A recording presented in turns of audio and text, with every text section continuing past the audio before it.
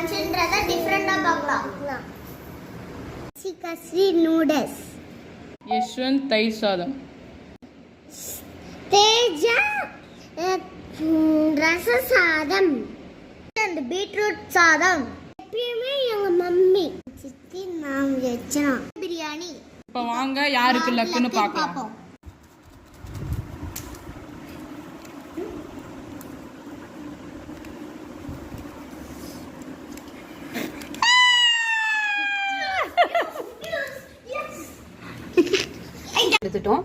எடுத்தாச்சுங்க friends.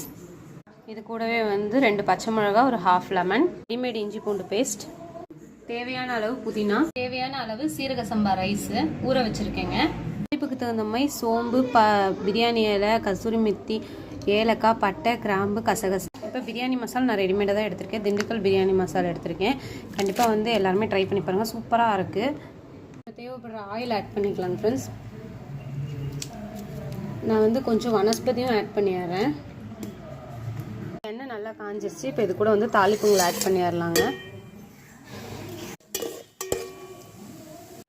இப்போ சோம்பு நல்லா காஞ்சதுக்கப்புறமா கட் பண்ணி நீளமாக கட் பண்ணி வச்சுருக்கிற வெங்காயம் மட்டும் இது கூட ஆட் பண்ணிடலாம். ஒரு 2 பச்சை மிளகா ஆட் பண்ணிடலாங்க. இது நல்லா வதங்கி வந்ததுக்கப்புறமா இஞ்சி பூண்டு பேஸ்ட் ஆட் பண்ணிடலாங்க.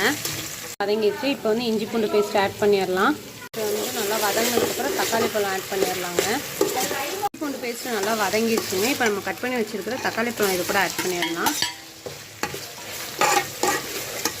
இப்போ பார்த்தீங்கன்னா நல்லா வெங்காயம் வதங்கிது. தக்காளி வெங்காயம் ரெண்டுமே வதங்கிடுச்சு. இப்போ நம்ம வந்து புதினா க்ளீன் பண்ணி வச்சுருக்கோம். புதினாவும் கருவேப்பிலையும் இது கூட ஆட் பண்ணிடலாம்.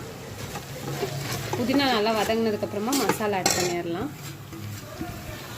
தக்காளி வெங்காயம் எல்லாமே வந்து நல்லா வதங்கிடுச்சுங்க. இப்போ நம்ம வந்து ரெடிமேட் பிரியாணி மசாலா இது கூட ஆட் பண்ணிடலாம். நான் 50 கிராம் எடுத்திருக்கேன். 50 கிராமும் ஃபுல்லாமே ஆட் பண்ணிடுறேங்க. இது நல்லா மிக்ஸ் ஆகி இதனோட பச்சை வாசம் போனதுக்கப்புறமா நம்ம இது கூட சிக்கன் ஆட் பண்ணிடலாம். இப்போ மசாலா நல்லா பச்சை வாடை போக வதங்கிடுச்சு. இப்போ நம்ம வந்து சிக்கன் ஆட் பண்ணிடலாம். இது கூட சிக்கனும் போட்டு நல்லா வதக்குனதுக்கப்புறமா தான் அரிசி ஆட் பண்ணுங்க.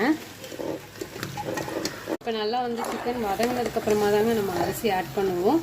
இப்போ தேவைப்படுற அளவு உப்பு ஆட் பண்ணிடலாம்.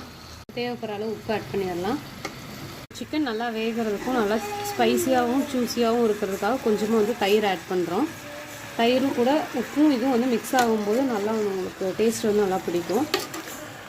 சிக்கன் நல்லா வந்து மசாலோட மிக்ஸ் ஆகிடுச்சு. ஸோ இப்போ வந்து நம்ம இதுக்கு அரிசி ஆட் பண்ணிடலாம். நல்லா ஊற வச்சிருக்க அரிசி ஆட் பண்ணிடலாம். இப்போ நல்லா மிக்ஸ் பண்ணி வச்சு இப்போ தண்ணி மட்டும் ஆட் பண்ணிடலாம். இது கூட சூப்பரான வந்து சிக்கன் பிரியாணி எங்கள் வீட்டில் ரெடி பண்ணிட்டு இப்போ வாங்க சர்வ் பண்ணிடலாம்.